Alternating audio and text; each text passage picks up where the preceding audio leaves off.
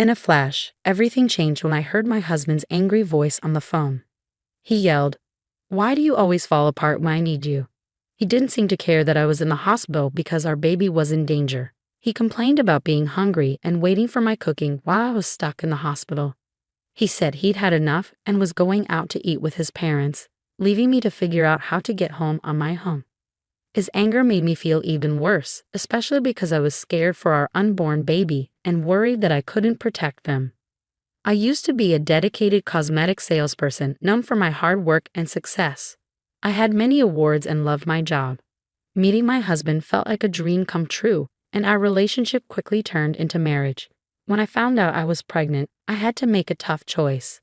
Leave my job to avoid the risk of miscarriage, thinking about what was best for our family's future. As my pregnancy progressed, my husband's support seemed to disappear. What used to be excitement turned into frustration. Simple tasks became overwhelming for me, and I struggled to meet his expectations. He would ask, "Where's my lunch?" and then criticize the simple sandwiches I made, saying I couldn't handle smells. He dismissed my difficulties with, "Pregnancy is not an illness," making me feel alone in my struggles. This was so different from the man I had fallen in love with. He stopped coming to doctor's visits and showed less concern for the household chores that were becoming too much for me. Our home, once filled with love and respect, felt like a constant battle as I tried to protect both myself and our baby. I hoped that we'd eventually find our way back to understanding each other. Maybe he's just tired and stressed from mentoring a new person at work.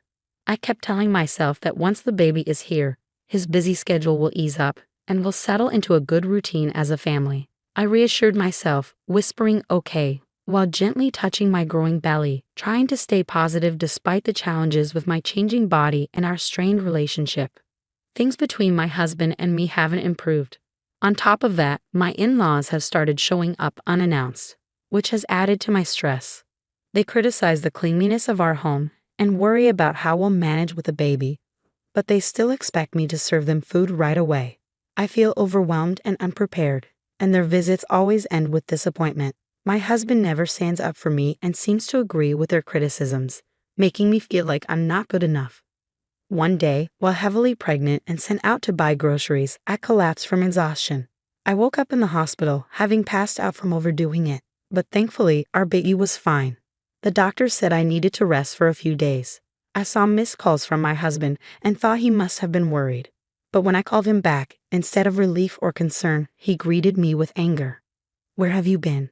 he demanded harshly, as if my health and our baby's safety didn't matter to him. His cold words made me shiver. I tried to explain, "I'm sorry I collapsed at the store and had to come to the hospital.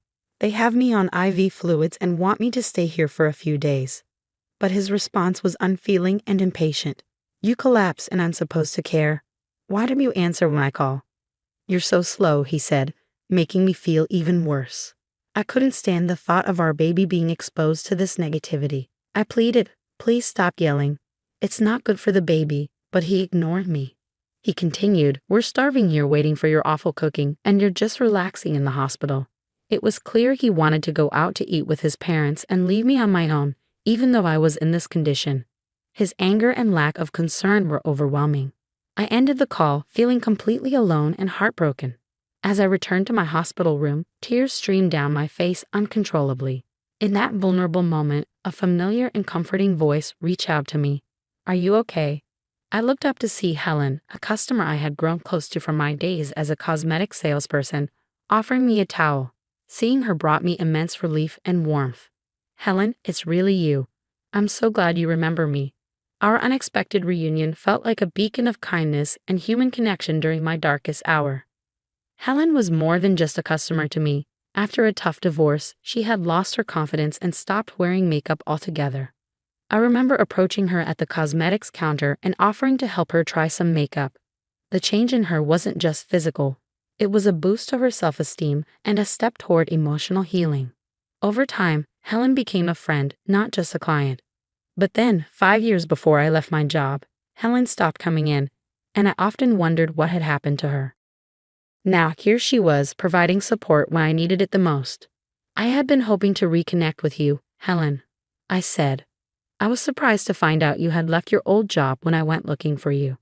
"I'm sorry for just showing up out of the blue," she replied. I had been working abroad.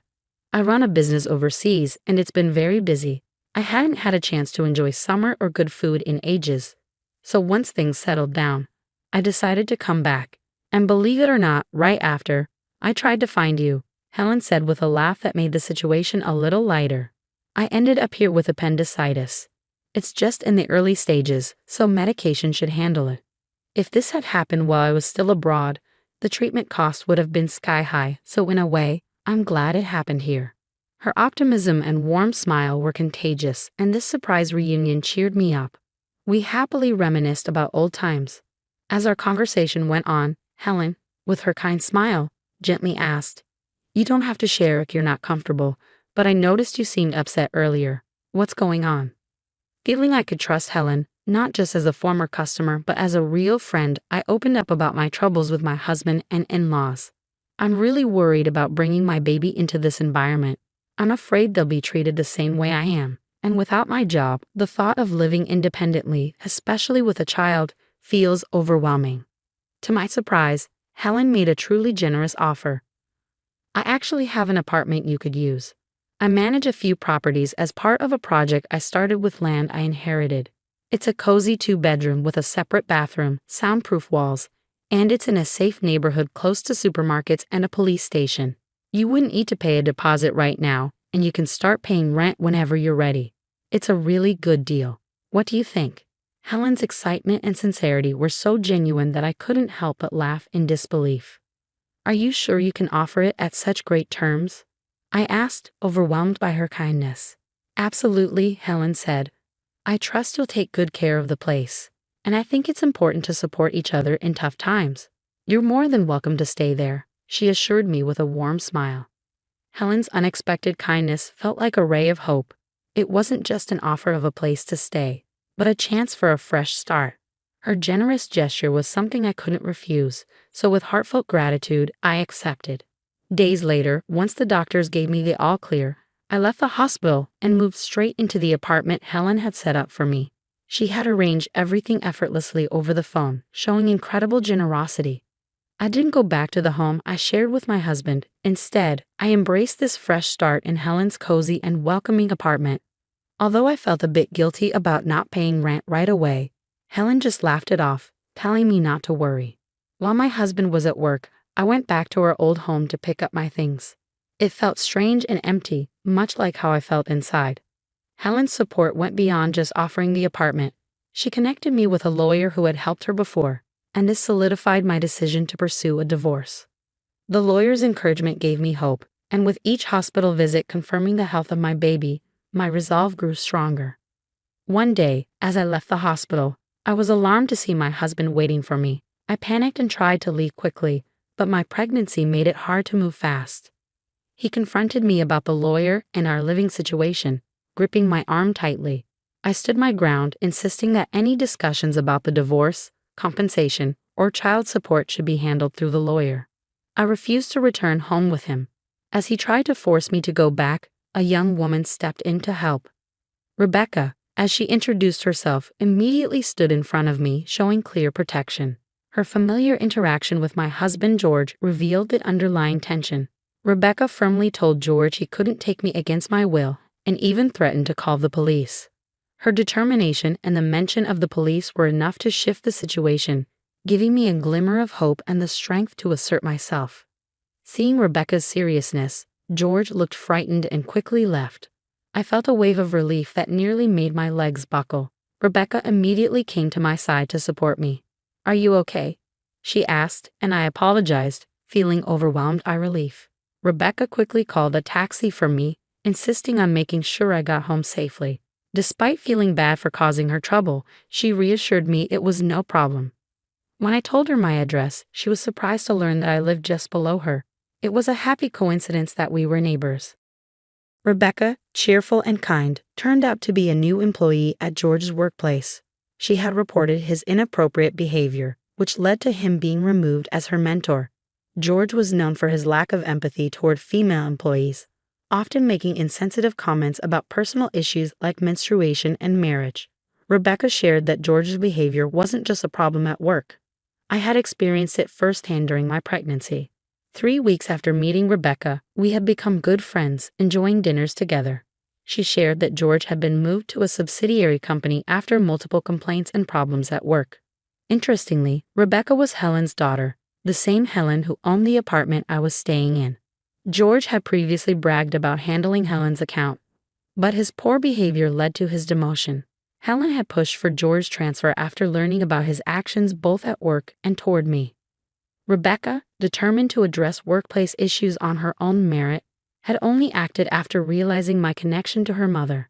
Helen had encouraged Rebecca to gather and present evidence against George, which led to his transfer. With George's reduced income and increased workload, his position had changed significantly. Helen, drawing on her experience, advised me to stay firm and not be swayed by George's attempts to gain sympathy, which was incredibly reassuring.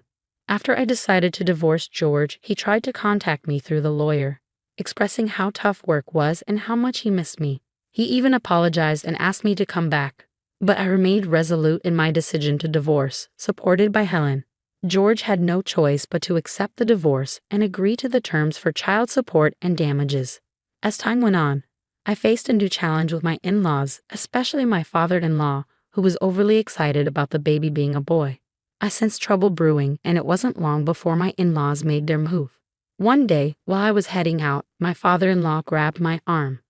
He had followed Rebecca, thinking he would confront her, but then saw me and demanded that I give up my baby once born, claiming the baby was the family's heir. Despite my efforts to free myself, his grip was too strong. Just then, Rebecca's firm voice demanded he let me go. In a swift motion, she used a judo technique to throw him. Rebecca, a top-ranked judoka with national titles, had mastered judo to protect herself and her mother during difficult times. She confronted my father-in-law, criticizing him for ignoring George's actions and trying to interfere in my life. She defended my right to start over and made it clear that their meddling was unacceptable. The sound of approaching sirens revealed that Rebecca had called for help before coming to my rescue. My mother-in-law, who had been waiting in a nearby car, watched quietly as the police arrived and took both her and my father-in-law away. My father-in-law was arrested, and after some reflection, my mother-in-law decided to divorce him and start a new life in the countryside. George tried to persuade his mother to let him come with her, saying he was fed up with his job and the family drama, but she firmly rejected him. Through the lawyer, my mother-in-law sent her apologies and left some money as a gesture of goodwill. Helen explained that it's common for people to feel lost after leaving a marriage and that the money was likely her way of apologizing and supporting my son's future. I was surprised by her support, given her past behavior, but grateful for her attempt to make amends. After finalizing the divorce, I gave birth to a healthy baby boy. My mother-in-law chose to live in the countryside, preferring solitude over staying with George. When my father-in-law was released from custody, he found that the house had been demolished by my mother-in-law before she left. He ended up moving in with George, which only led to more problems and eventually caused George to resign from his job due to a damaged reputation. Despite the upheaval, child support payments continued to come in reliably, likely managed by Helen and the lawyer. Rebecca was recognized at work for her efforts and became a project leader, earning admiration from her colleagues. Helen's projects, including women-only properties and housing for foreigners, were thriving. As for me, once my son was old enough, I planned to return to work. Helen had offered me a position at a new high-end cosmetics store she was opening. She continued to support me and showed affection for my son, as if he were her own grandchild. Rebecca also made time to visit us. Both of them reminded me of the strength and kindness that had carried me through the toughest times. I was determined to be as strong and protective of my son as these incredible women had been for me.